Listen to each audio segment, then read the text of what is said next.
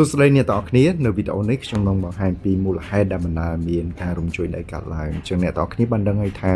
ប្រហែលថ្ងៃនេះដែលមានបញ្ហារំជួយដីប្រហែលប្រទេសនោះឥឡូវយើងមកដឹងពីមូលហេតុដែលបណ្ដាលមានរំជួយដីនេះជាមួយនឹងគ្នាហើយបើពេញចិត្តនៅវីដេអូនេះសូមកុំភ្លេចជួយ Subscribe និងចុចរូបកណ្ដឹងដើម្បីទទួលបាននូវវីដេអូថ្មីៗបន្តទៀតដែរមូលហេតុដែលនាំឲ្យកើតមានរំជួយដីគឺដោយកម្លាំងធ្វើឲ្យផ្លាស់តិចតូនិកមានចលនាដូចជារុញទាញនិងកកិតគ្នាបណ្ដាលឲ្យផ្លាស់ខូចទ្រង់ទ្រាយក្នុងការទប់ទល់និងកម្លាំងចំពោះភាពនៃរំជួយដីតាមប្រភេទនៃចលនាផ្លាស់និងបំណាក់ស្រុតគឺទី1ចលនាជ្រោះកាត់ឡើងនៅកន្លែងដែលផ្លាស់ពីរអិលប៉ះគ្នាបង្កើតបានជាបំណាក់ស្រុតជ្រោះ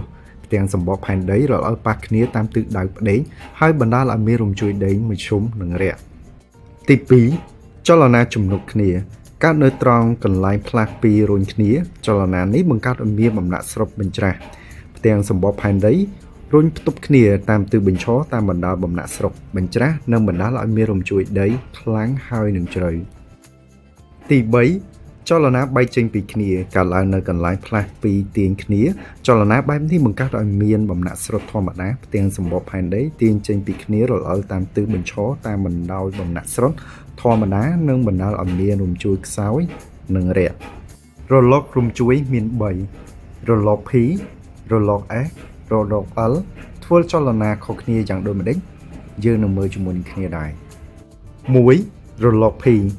ជារលកដែលមានល្បឿនលឿនជាងគេក្នុងចំណោមរលកទាំងអស់ហើយជារលកទី1ដែលមកដល់មុនគេវាអាចឆ្លងកាត់គ្រប់ផ្នែកទាំងអស់នៃផែនដី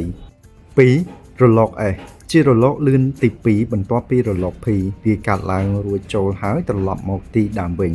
បន្ទាប់ពីខូចទ្រង់ទ្រាយវាមិនអាចធ្វើចលនាបានគ្រប់ផ្នែកទាំងអស់នៃផែនដីទេគឺវាមិនអាចឆ្លងកាត់រុក្ខធាតុរាវទាំងស្រុងបានទេ3រលក L ជារលកផ្ទៃខាងលើដែលធ្វើឲ្យដីផ្លាស់ទីជារង្វង់ពីខាងលើតែវាបំផ្លាញខ្លាំងនៅពេលដែលមានរំជួយដីព្រោះវារួនដីតាមទិសបញ្ឈរខ្ញុំនឹងលើកឧទាហរណ៍រលកស៊ូណាមីមហាសមុទ្រឥណ្ឌាឆ្នាំ2004បានកើតឡើងដោយសាររំជួយដីក្នុងបាតសមុទ្របណ្ដាលឲ្យកក្រៅបាតសមុទ្រនិងរុញទឹកសមុទ្រឲ្យមានចលនាជារលកធំរលកនេះបានសាយចេញពីផ្ចិតលើនៃកន្លែងរំជួយដីកាត់ផ្ទៃមហាសមុទ្រកម្ពស់រលកនេះបានទាបនៅកណ្ដាលសមុទ្រប៉ុន្តែពេលវាធ្វើចលនាដល់កន្លែងដែលមានទឹករាក់រលកប្រែជាមានទំហំប៉ុនភ្នំរលកនេះបានបំផ្លាញជីវិតមនុស្សអស់ចំនួន225,000 នាក់ដែលរស់នៅក្នុងប្រទេសចំនួន11និងបំផ្លាញទ្រព្យសម្បត្តិដ៏ច្រើនមហិមាដូចជាផ្ទះសម្បែងផ្លូវថ្នល់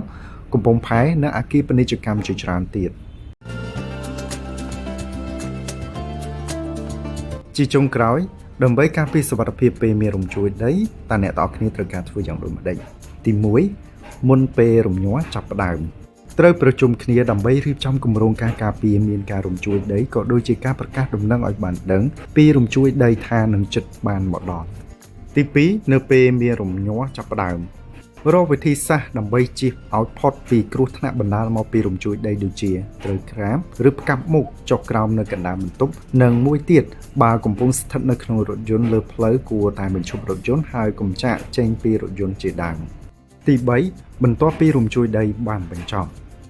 នៅពេលនោះយើងម្នាក់តែងតែមានភាពភ័យខ្លាចយើងគួរតែតាំងអារម្មណ៍ឲ្យស្ងប់និងរៀបចំគម្រោងការដោះស្រាយនៅអ្វីដែលបានបាត់បង់និងខូចខាត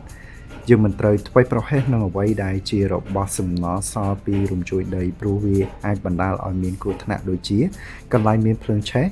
កញ្ចក់បែកនិងអគារដែលមានលក្ខណៈខូចខាតច្រើនព្រោះវាអាចមានការដួលរលំឬក៏អាចមានរំជួយដីម្ដងទៀតក្នុងខណៈពេលជាប់គ្នានោះ